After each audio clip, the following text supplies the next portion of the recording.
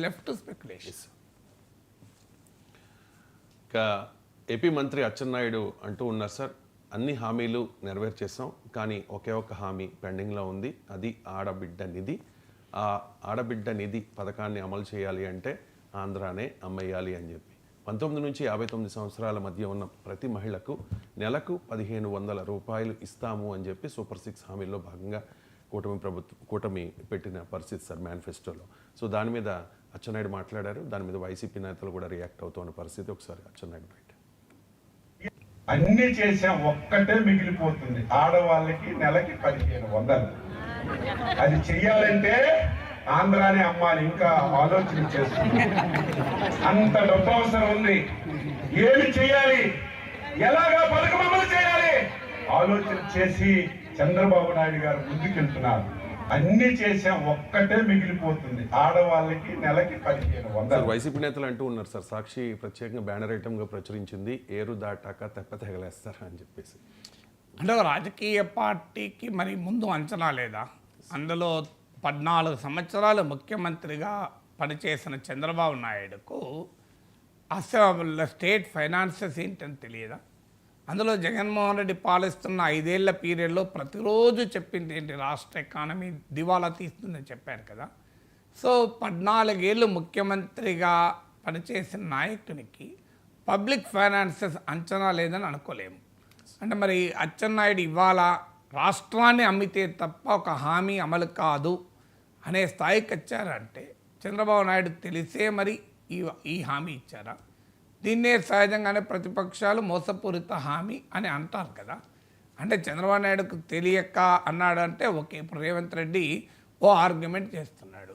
So మేము రాష్ట్రంలో నేను లంక మీదలు ఉన్నాయనుకొని వచ్చినా ఇక్కడికి వచ్చే వరకు ఏమీ లేదు, అంతా డోలా ఉంది అంటున్నాడు. అది కూడా అక్సెప్టబుల్ కాదు. రేవంత్ రెడ్డికి ముఖ్యమంత్రిగా అనుభవం లేకపోవచ్చు, కాంగ్రెస్ పార్టీ రాష్ట్రాన్ని పాలించిన పార్టీ, పాలించకపోయినా ఒక రాజకీయ పార్టీకి కనీస అవగాహన లేకుండా హామీలు ఇవ్వడం అనేది ఇట్స్ ఎ క్రిమినల్ నెగ్లిజెన్స్ అవుతుంది. అందువల్ల మరి అందులో రేవంత్ రెడ్డి అన్న మొదటిసారి ముఖ్యమంత్రి బాధ్యతలు, చంద్రబాబు నాయుడు అయితే ఆయనకు రాజకీయాలు కొత్త కాదు, ముఖ్యమంత్రి పదవి కొత్త కాదు, 40 ఏళ్ళ చరిత్ర ఉన్న రాజకీయ నాయకుడు, అందులో జాతీయ రాజకీయాలనే చక్రం తిప్పిన నాయకుడు, రాష్ట్రంలో ముఖ్యమంత్రిగా పనిచేసిన నాయకుడు, ఉమ్మడి రాష్ట్రంలో చేసి విభజిత రాష్ట్రంలో చేసి విశేష అనుభవం కలిగిన నాయకుడు, తెలిసి అమలు చేయలేని, అమలుకు వీలు లేని, రాష్ట్రాన్ని అమ్మితే తప్ప అమలు చేయలేని హామీ ఎందుకు ఇచ్చారు?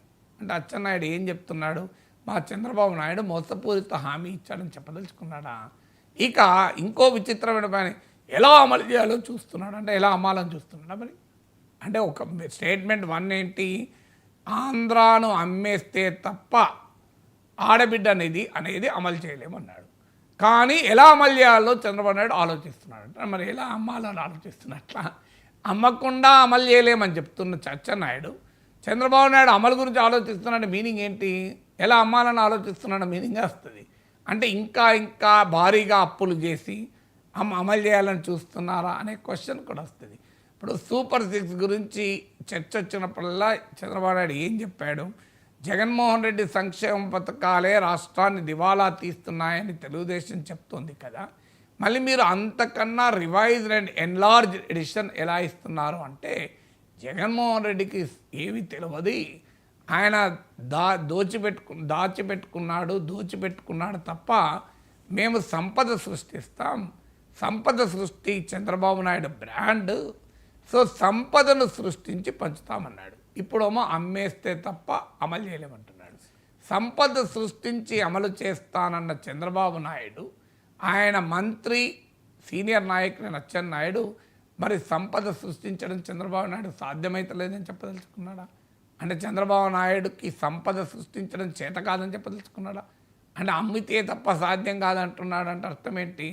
మరి ఎన్నికలకు ముందేమో సంపద సృష్టించి అమలు చేస్తా ఉన్నారు, ఎన్నికల తర్వాత సంపద సృష్టించేదానికి చేతులు ఎత్తేసి అమ్మితే తప్ప సాధ్యం కాదంటున్నారు. అంటే సృష్టించిన సంపద కూడా సరిపోదా? మరి అలాంటి భయంకరమైన హామీలు ఎందుకు ఇచ్చారు? రాష్ట్రాన్ని అమ్మి వేసే దివాలా తీసే స్థాయిలో ఎందుకు ఇచ్చారంటే అధికారం కొరకు ఏ హామీలైనా ఇస్తామా? ఇది పొలిటికల్ అకౌంటబిలిటీ అవుతుందా? సో అందువల్ల ఇక ఆ ఒక్కటే మిగిలింది అన్నాడు. అది నేను ఆంధ్రప్రదేశ్ ప్రజలకు వదిలేస్తాను. నేను చెప్పాల్సిన అవసరం లేదు. ఏ హామీలు మిగిలిన్నాయి, ఏ హామీలు మిగిలిలేదని ప్రజలకు తెలియదా? ఆర్టీసీ బస్సు ఎక్కుతున్న మహిళకు తెలియదా? టికెట్ తీసుకుంటానరా లేదా ఫ్రీగా అవుతుందా అని? సో విత్తనం వేసుకునే రైతుకు తెలియదా భరోసా ఎప్పుడొచ్చింది అని? సో అందువల్ల అమలు ఎప్పుడు అనుభవిస్తున్న వారికి ఆ అమలు దాని గురించి తెలుస్తుంది కదా, తెలియకుండా ఎందుకు ఉంటుంది, మనం చెప్పడం ఎందుకు? సో అందువల్ల రాజకీయ పార్టీల్లో ఏది అమలు చేయాలో అది చెప్పాలి.